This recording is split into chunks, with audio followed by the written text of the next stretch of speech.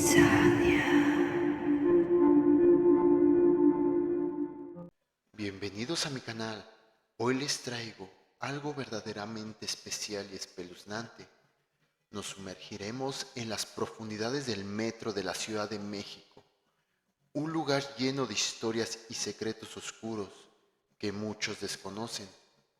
El metro, ese sistema de transporte subterráneo que millones de personas utilizan a diario, es también escenario de numerosos relatos paranormales y experiencias inexplicables, desde figuras espectrales que aparecen en los andenes desiertos hasta susurros inquietantes en los túneles. Estas historias te harán pensar dos veces antes de tomar el último tren de la noche. Acompáñame en este viaje a través de lo desconocido, donde descubrirán que el metro de la Ciudad de México es mucho más que un simple medio de transporte. Prepárense para sentir escalofríos, porque estas historias están basadas en testimonios reales de personas que vivieron el terror en carne propia. Si eres nuevo en el canal, no olvides suscribirte y activar la campanita para no perderte ninguno de nuestros relatos de miedo. Y ahora, apaga las luces, ponte cómodo y prepárate para explorar los misterios del metro de la Ciudad de México. Comencemos. El primero de ellos, llamado el hombre del andén desierto. Hace unos años tuve una experiencia en el metro de la Ciudad de México que jamás olvidaré. Era una noche especialmente fría y oscura y había salido tarde del trabajo. Tomé el último tren de la noche, casi vacío, lo que por sí ya era inquietante. Al llegar a una estación intermedia, noté que en el andén opuesto había un hombre parado, completamente inmóvil, mirándome fijamente.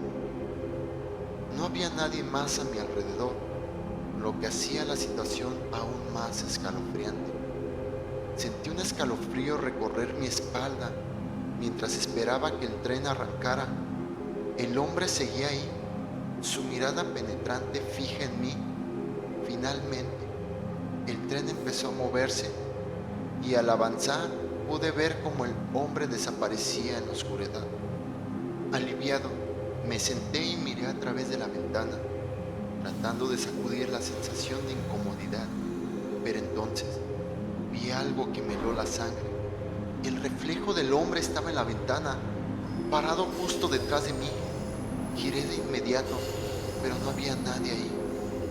El tren estaba completamente vacío. Nunca he vuelto a tomar el último tren de la noche desde entonces. La segunda historia, titulada como El niño perdido. Una noche, regresaba a casa después de una larga jornada de trabajo. Tomé el metro en una de las estaciones más concurridas, esperando llegar rápido.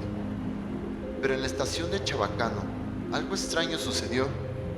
Mientras caminaba hacia la salida, vi a un pequeño niño, probablemente de unos 6 o 7 años, vestidos con ropa vieja y sucia. El niño estaba llorando y preguntando por su mamá. Me acerqué para ofrecerle ayuda, pero en cuanto lo hice, él corrió hacia los túneles del metro. Lo seguí, preocupado por su seguridad, pero el niño desapareció en la oscuridad. Pensé que podría haberse escondido, así que llamé a la seguridad del metro. Al describir al niño, los guardias se miraron entre sí, con expresiones serias, y me dijeron que muchos pasajeros habían reportado ver al mismo niño durante años. Según ellos, se trataba del espíritu de un niño que se perdió en los túneles hace décadas y nunca fue encontrado. Desde entonces, evito caminar solo por esa estación. La tercera historia, titulada El fantasma del maquinista. Durante un tiempo trabajé en el mantenimiento nocturno del metro de la Ciudad de México. Una noche Mientras revisaba las vías en la estación de Pino Suárez, vi algo que nunca podré olvidar. Un tren que no debía estar funcionando apareció en las vías, moviéndose lentamente. Al acercarme más, noté un maquinista en los controles, pero algo en él no parecía normal. Me acerqué aún más, pero cuando estaba a pocos metros, el tren y el maquinista simplemente desaparecieron ante mis ojos. Al día siguiente, hablé con algunos compañeros y me dijeron que habían visto al fantasma del maquinista. Según la leyenda, era el espíritu de un conductor que murió en un trágico accidente hace muchos años.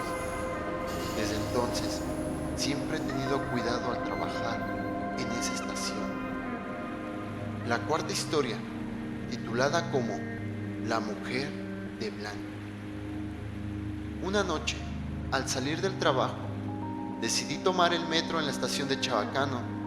Eran cerca de las 10 de la noche y la estación estaba casi desierta. Mientras caminaba por los largos pasillos, vi a una mujer vestida completamente de blanco. Su ropa parecía antigua y su expresión era de confusión y tristeza. Me acerqué a ella, preocupado de que estuviera perdida o necesitara ayuda. Le pregunté si estaba bien, pero no respondió. En lugar de eso, simplemente comenzó a caminar hacia una zona oscura del pasillo. La seguí, tratando de ayudarla, pero al girar la esquina, ella había desaparecido por completo. Pregunté a un guardia y me dijo que muchos habían visto a esa mujer a lo largo de los años. Se dice que es el espíritu de una mujer que murió en un trágico accidente en esa misma estación.